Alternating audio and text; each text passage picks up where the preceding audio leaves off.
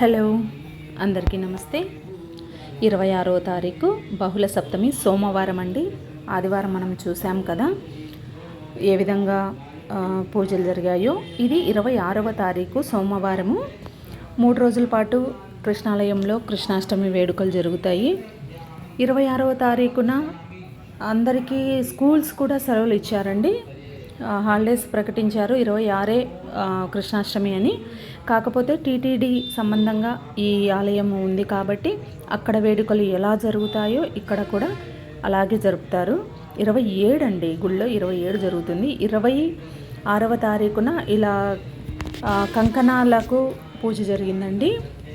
కలశాలు తెలుసు కదా మీకు, కలశ స్థాపన కూడా జరిగింది. అలాగే 108 కలశాల్లో స్వామికి పంచామృతాలు, అలాగే నీళ్ళు, మంచి నీళ్ళతో అభిషేకం జరుగుతుందండి. ఈరోజు 108 కలశాలను మా అర్చకుల వారు ప్రతి సంవత్సరము ఇలా స్వస్తిక్ ఆకారంలో ఎంత అందంగా అలంకరిస్తారంటే అంత అందంగా అలంకరిస్తారండి.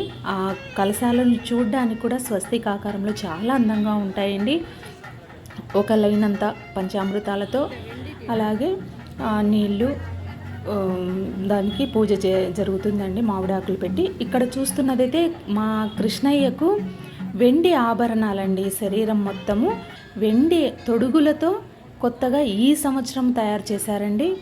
చాలా చాలా బాగున్నాడండి. ముందు నల్లటి విగ్రహము, నల్లటి దేహంతో ఉన్న స్వామి ఓన్లీ పూల అలంకరణలోనే ఉన్నాడండి. కానీ ఈ సంవత్సరము వెండి ఆభరణాలతో తన శరీరం మొత్తం ఎంత అందంగా అలంకరించబడ్డాడో అంత అందంగా, చూడడానికే అలివి కానంత అందంగా ఉన్నాడండి ఈ సంవత్సరం. అయితే ఆయన కోసమే ఈ సంవత్సరం కొత్తగా ఇవి తయారు చేశారండి, తయారు చేయించారు. ఈ అభిషేకం అయిన తర్వాత ఈ స్వామికి ఈ వెండి తొడుగులతో అలంకరణ ఉంటుందండి. ఈ కలశాలనే అందరూ వచ్చిన భక్తులందరూ కుండలతో తీసుకెళ్ళి ఆ కుండలను స్వామికి ఒక లైన్ ప్రకారం వెళుతూ స్వామికి అందజేస్తే అర్చకుల వారు లోపల గర్భగుడిలో ఉన్న కృష్ణయ్యకు అభిషేకం చేస్తారండి. మా భార్యాభర్తలకి ఇద్దరికి, ఒకరికి చక్కెర, ఒకరికి తేనె కుండీలు దొరికాయండి. అదైతే చాలా సంతోషంగానే ఉందండి. పంచామృతాల్లో ఇవి కొందరికి పాలు అలా వచ్చాయి. మాకైతే చక్కెర, తేనె చెరొక కుండ వచ్చేసిందండి. స్వామివారు ఇస్తూ ఉంటారనమాట. అనుకోకుండా మాకు పంచామృతాల్లో ఇవి 2 మాకు అబ్బాయండి.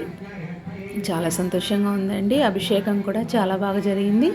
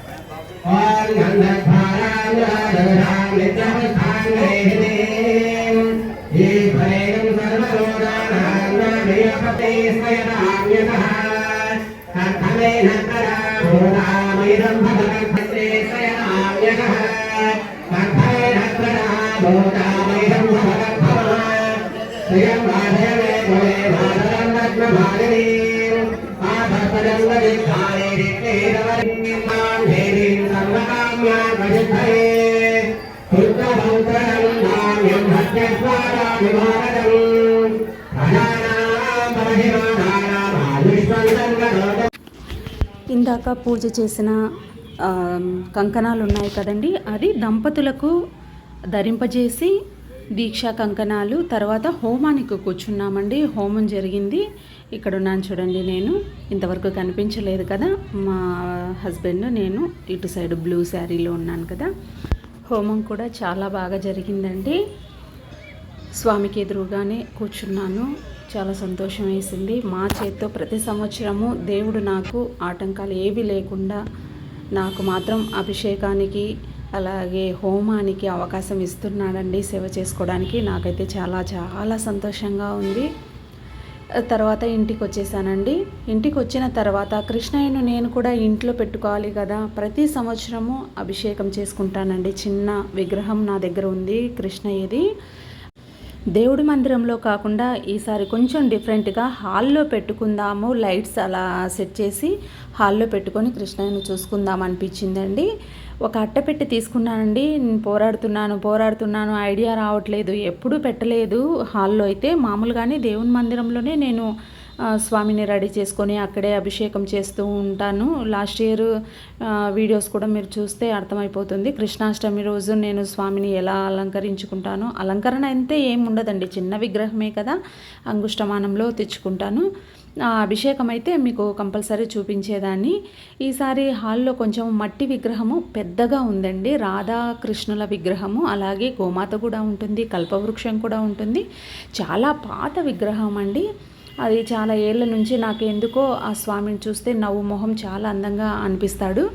ఆ స్వామిని నేను హాల్లో పెట్టుకొని కొంచెం లైటింగ్ పెడితే ఎలా ఉంటుంది, ఒకసారి అటు ఇటు వెళ్తున్నప్పుడు స్వామిని చూసినట్లు అనిపిస్తుంది కదా, నాకు మనసుకు హాయిగా అనిపిస్తుంది కదా బయటికి వెళ్తున్నప్పుడు, అలా అనుకొని ఒక బాక్స్ వచ్చిందండి పార్సిల్, మాకు సూట్ కేసుది. అది కట్ చేసి ఒక బ్లౌజ్ పీస్, అది కూడా గ్రీన్ కలర్ తీసుకున్నానండి. బ్యాక్గ్రౌండ్ బాగుంటుంది కదా అనేసి ఒక గ్రీన్ కలర్ తీసుకొని అందులో అట్టపెట్టే కదండి, ఒక పిన్ చేశాను. అటు సైడు ఇటు సైడు పిన్ చేసి హాల్లోనే టీవీ దగ్గర కింద, మేము ఇటు వెళ్తున్నా అటు వెళ్తున్నా కూడా హాల్కి అక్కడే టచ్ అవుతుందండి, డోర్ దగ్గరికి.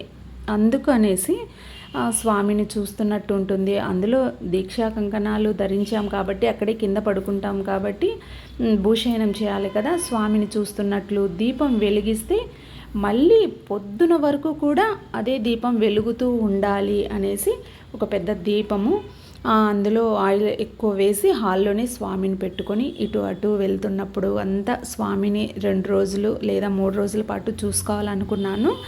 అందుకని ఈ అట్టపెట్టెతో కుస్తీ పడుతున్నానండి. ఏం చేయాలి, ఎలా చేయాలి, ఏమీ ప్రిపేర్ అవ్వలేదు. ఇంట్లో ఏమున్నాయో అన్నీ ఇంటి ముందు పడేసుకున్నానండి ముందర.